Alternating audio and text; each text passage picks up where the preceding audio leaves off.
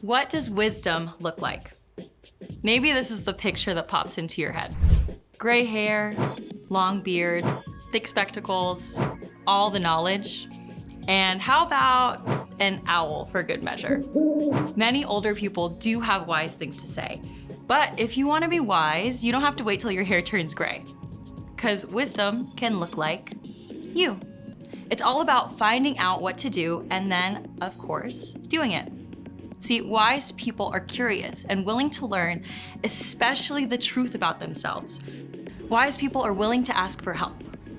Hey, Aunt Jen, this kid said something mean to me. What should I do? Wise people choose to fill their minds with things that are good and true, so they can choose to speak words that are loving and true. Whether you're 5 or 75, you can say, God, your wisdom is all that I'm after. I want to grow stronger. I want to dig deeper. And when you find out what you should do and do it, others can see God at work in you. That's why wisdom is an amazing way to worship God with your life. Because worship is about more than just singing loud. It's all about living loud.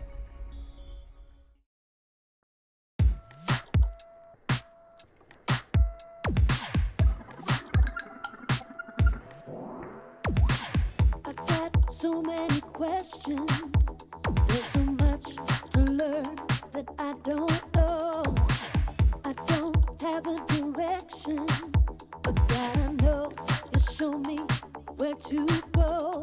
You help me to see the best I can be. Now there's no stopping me. I wanna go further, I wanna go faster. God, your wisdom is all that I'm after. I wanna dig deeper, can't wait any longer. God, I know that you're making me stronger. Further, faster. I wanna go further. I wanna go further, faster. I've got so many questions. There's so much to learn that I don't know. I don't have a direction, but God, I know you'll show me where to go. You help me to see the best I can be. Now there's no stopping me. I wanna go further, I wanna go faster. God, your wisdom is all that I'm after. I wanna dig deeper, can't wait any longer. God, I know that you're making me stronger. Further, faster. I wanna go further. I wanna go further, faster. Your way is the good life. Won't you show me? Won't you show me? Lead me to do what's right. Won't you show me? Won't you show me? Your way is the good life. Won't you show me? Won't you show me? Lead me to do what's right. Won't you show me? I wanna go further. I wanna go faster. God, your wisdom is all that I'm after. I wanna dig deeper, can't wait any longer. God, I know that you're making me stronger. I wanna go further, I wanna go faster. God, your wisdom is all that I'm after. I wanna dig deeper, can't wait any longer. God, I know that you're making me stronger. Faster. I wanna go further. I wanna go further, faster. Check. Wait, where's the food color? Oh, hey, welcome to Story Lab. This week we're taking a look at the story of someone who wanted to dig a little deeper. Aha! Food coloring. Whew, food coloring and Story Lab are like PB&J.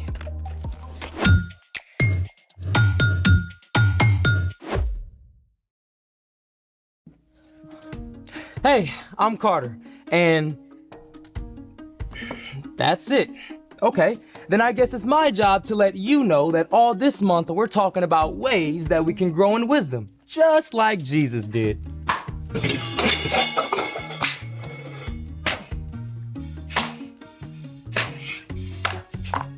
And I'm Zeke. And I'm Zeke. Little late, superhero. What? You said we're taking a deep dive to the ocean today, so I'm ready. I meant deep dive into knowledge about the ocean, not actual water. Oh, so I don't need a snorkel? We're only using this much water. Well, let's make it. Today, we're exploring the ocean layers on land. We'll use our imagination and some of these supplies. For this activity, we will need 5 jars of water, sea salt, food coloring, scrap construction paper, and a syringe with a tube, or a funnel in a large straw will do. Is this for breathing underwater? First things first. Step 1, add salt. This first jar will get no salt, the next will get 2 spoonfuls, then 4, then 7, then 9.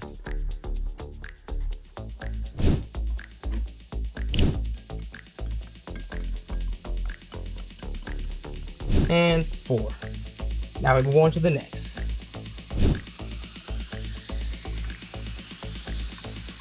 And 7. All right, and the last one.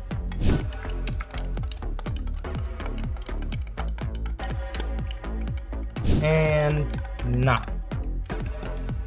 Excuse me, Zeke.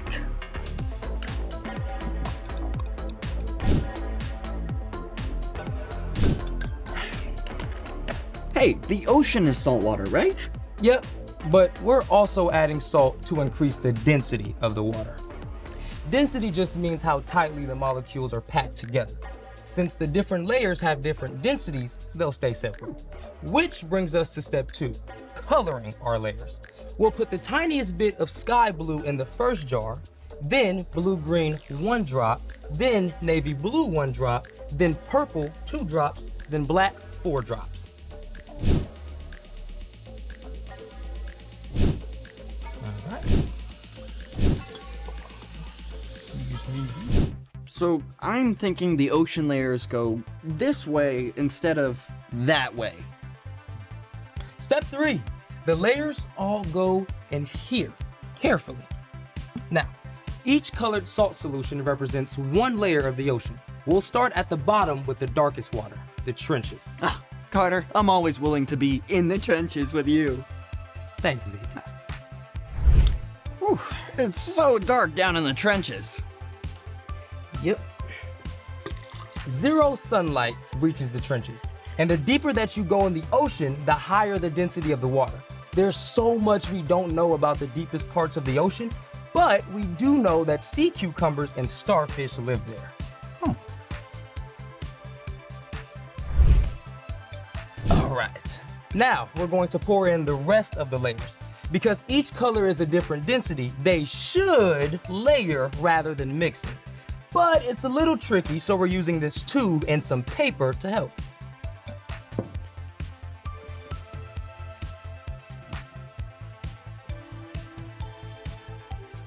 There.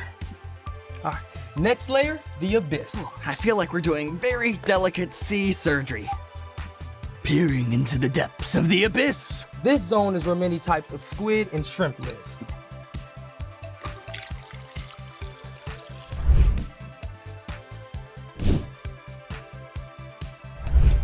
It all kind of looks the same. You know what we're missing? Light. There it is. You see? Yeah. All right, okay. Now for the next layer, the midnight zone.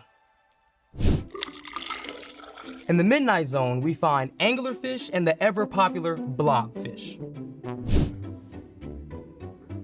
That looks so cool. That's great. Okay, next. The twilight zone. We get a little more light reaching down here. Here you go.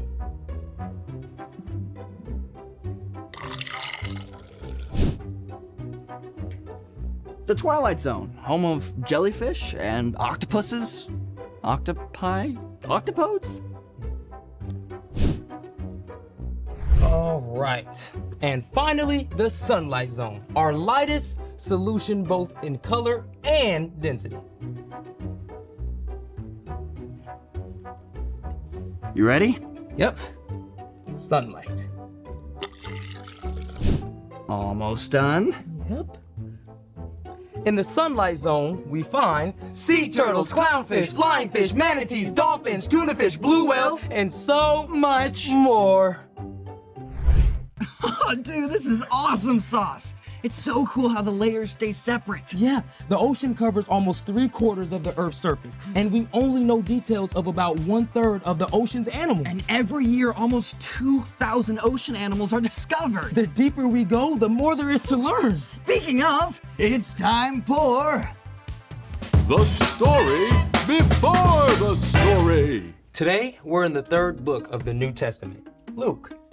God made a perfect world, but people turned away from God. From the very beginning, God had a plan to restore us to relationship.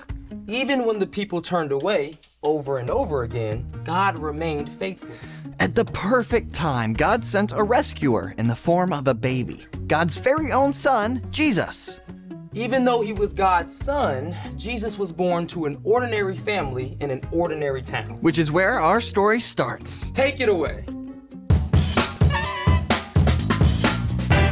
Hey everyone, I'm Brian. Jesus grew up in an everyday family in a small town. His family had traditions just like families today do special things each year to celebrate holidays. Every year, Jesus and his family would travel to Jerusalem to celebrate the Passover. During Passover, the Jewish people remembered how God delivered them from enslavement in Egypt. When Jesus was 12 years old, he journeyed to Jerusalem with his family, as usual. They probably spent the week with family and friends and very likely shared a special Passover meal together. At the end of the week, Jesus' family started the long trip home. But after the first day of travel, they discovered something. Jesus was nowhere to be found. You told him when we were leaving, right? Of course I did. Everybody knew. Mary and Joseph had probably assumed Jesus was with cousins or friends somewhere in the group of travelers. No one has seen him all day. Did we really leave him behind in Jerusalem? We have to go back, right now. Mary and Joseph raced the whole way back to Jerusalem. By this time, 12-year-old Jesus had been without his parents for several days. Any news? Nothing. None of our family or friends have seen him anywhere. He's got to be somewhere. We haven't looked there. The temple? At last, Mary and Joseph climbed up to the temple, and sure enough, Jesus, my son! Jesus, have you been here all this time? This young man has been asking us questions. Pretty impressive ideas, too. We're frankly amazed by what he understands. Jesus, we've been looking everywhere. Why didn't you tell us where you were going? Why were you looking for me? Didn't you know I had to be in my father's house? It's time to go home now. Come back anytime.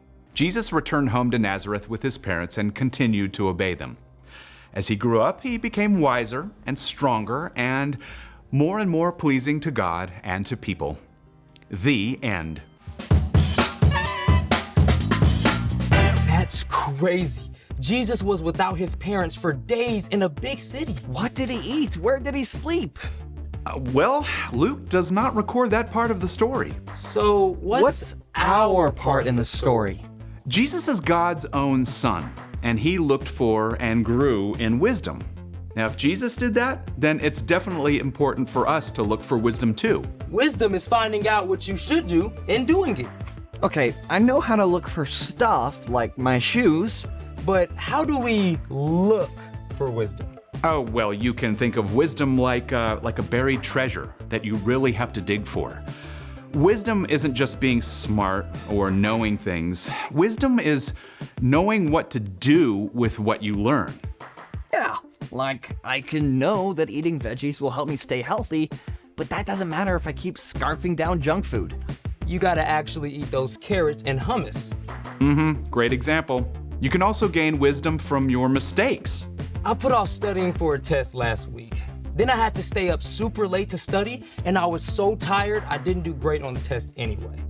So wisdom for you will be starting to study ahead of time for the next test. For reals. You can learn wisdom from other people too, both from wise choices that they've made and also from the times that they've failed. It could be your parents, a favorite aunt or uncle, or a small group leader. I like hanging out with my grandpa. He's also got amazing stuff to say. Back in my day. Well, most importantly, we can ask God for wisdom.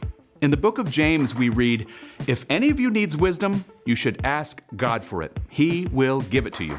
So we gain wisdom by asking first. So we can know what to do. And then do it.